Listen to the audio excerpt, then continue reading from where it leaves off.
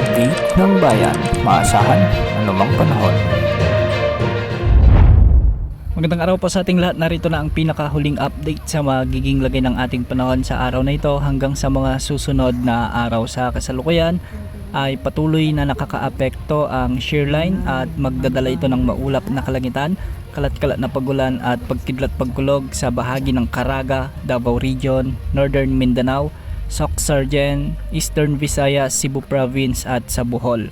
Mag-ingat po dahil posible ang banta ng mga biglaang pagbaha o pagguho ng lupa, lalo na kung may mga umiiral na katamtaman hanggang sa kung minsan ay malalakas na pag-ulan. Ang shearline ay ito yung banggaan ng malamig na amihan at ng mainit na easterlies na kung saan nagdadala ng mga pag-ulan sa iba't ibang bahagi ng ating bansa na apektado ng weather system na ito. Samantala, amihan pa rin ang magdadala ng maulap na kalangitan at may mga kalat-kalat na mahihinang pagulan sa Cagayan Valley, Apayao, Kalinga, Aurora at Quezon Province. Ang mainit na hangin mula sa karagatang Pasipiko naman o ang easterlies ay magdadala ng bahagyang maulap hanggang sa maulap na kalangitan na may mga isolated rain showers and thunderstorms sa nalalabing bahagi ng Mindanao. Dahil dito, hindi rin inaalis ang banta o posibilidad ng mga biglaang pagbaha o pagguho ng lupa, lalo na kung may mga umiiral na severe thunderstorms.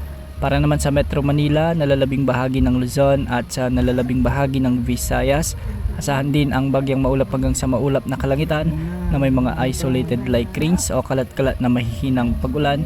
Dulot pa rin ito ng amihan o northeast monsoon.